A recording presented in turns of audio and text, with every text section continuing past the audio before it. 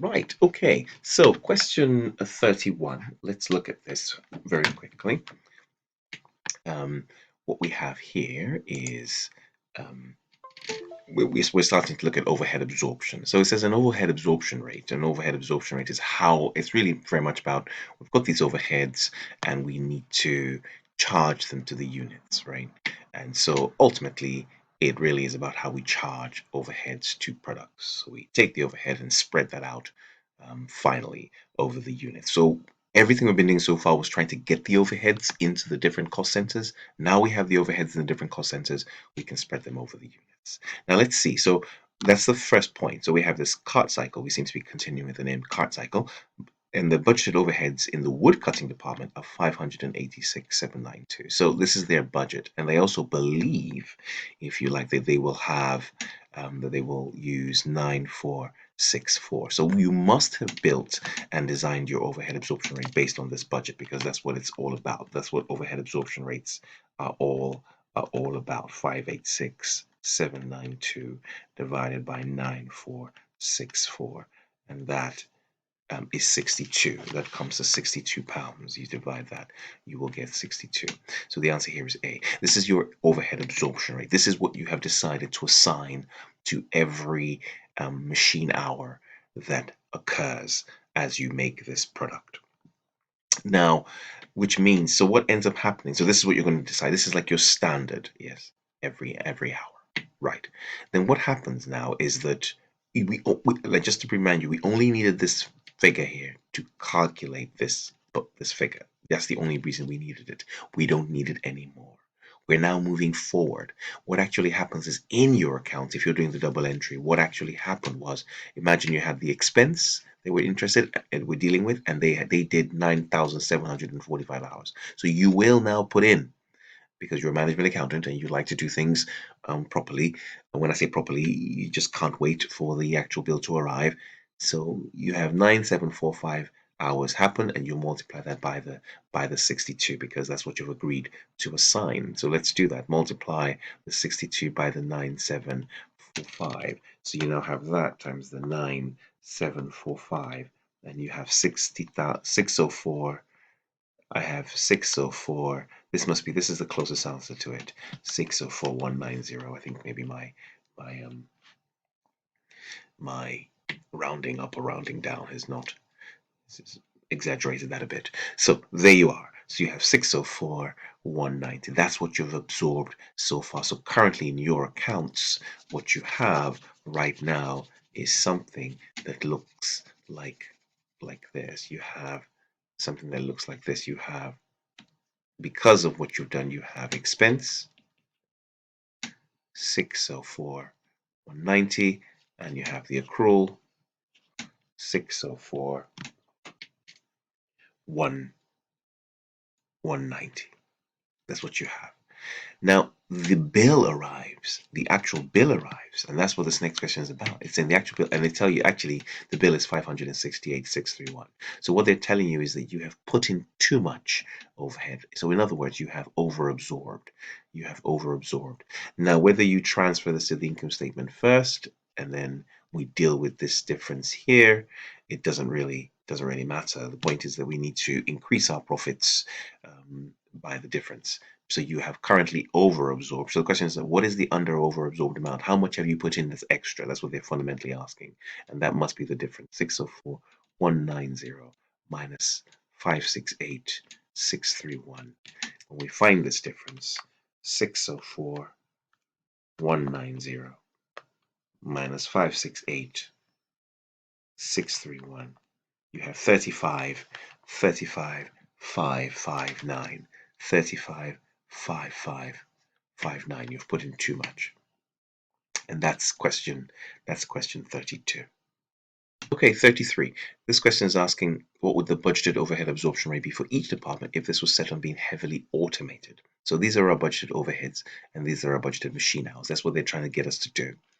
So they're fundamentally saying, look, take that whole thing of 155,000, divide that by 2,000, versus take the 105,000, divide that by 1,750, right?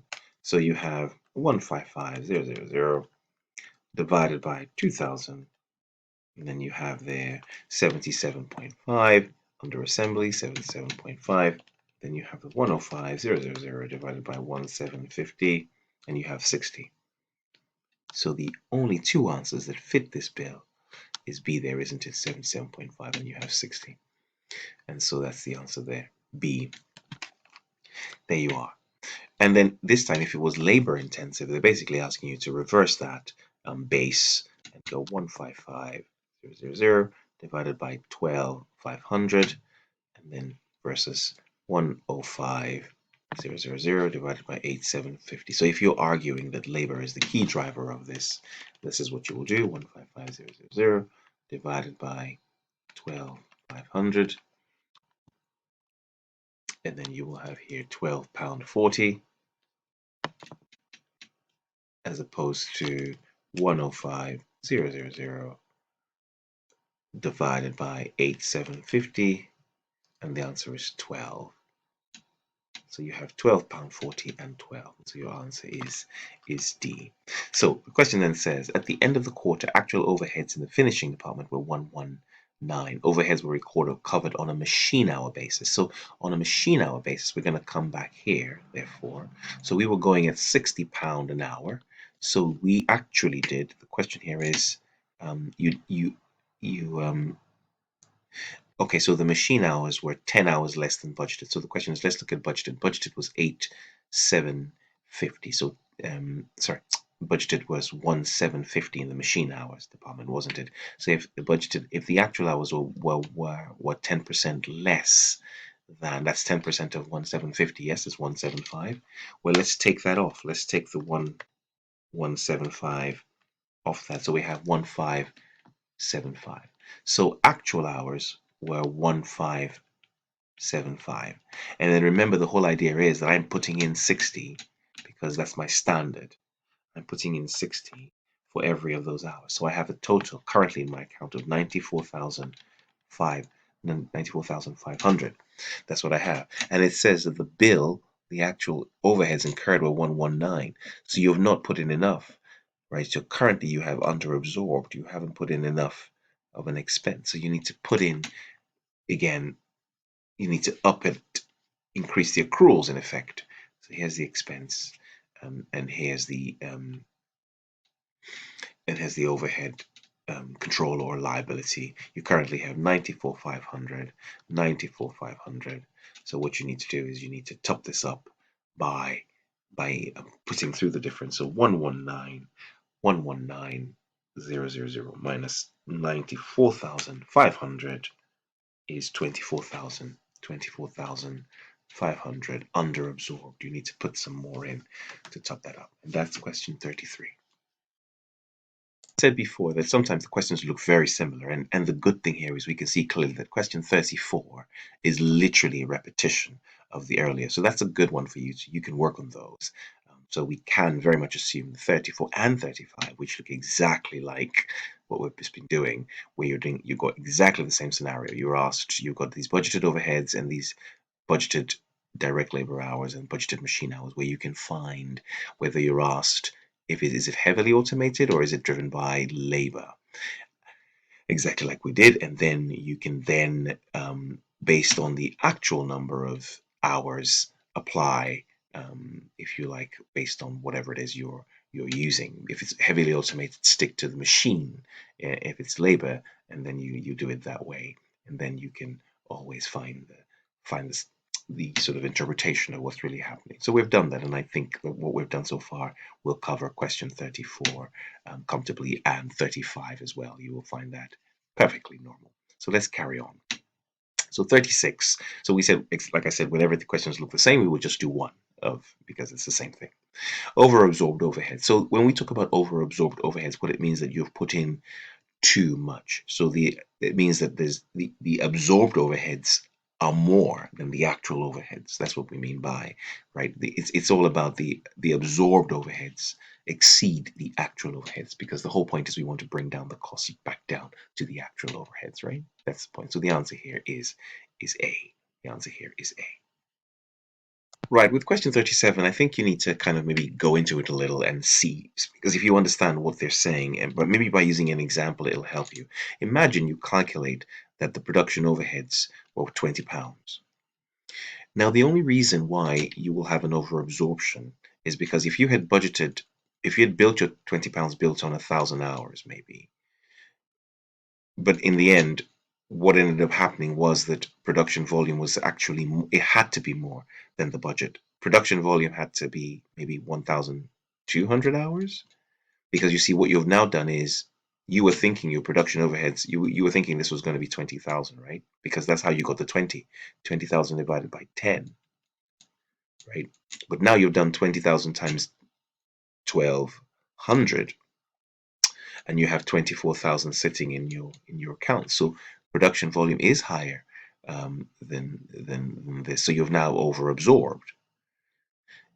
Now, what we now find out is that actual expenditure might be 21,000. So we say yes, definitely. The reason why this is even higher in the first place is that your volume was higher, and inadvertently as well, in sort of in pattern with it, in line with it, the actual expenditure is lower.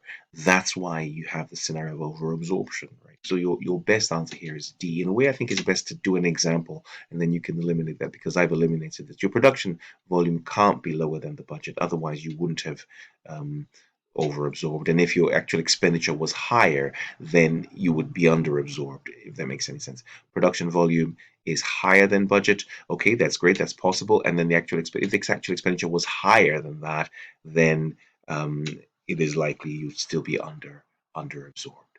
So and they can't be the same. So the best answer there was D. But I think you would have had to work through, create an example to sort of get there, to understand what's taking place. Right, great stuff. I think we'll end that video on that, because that would have covered all the questions on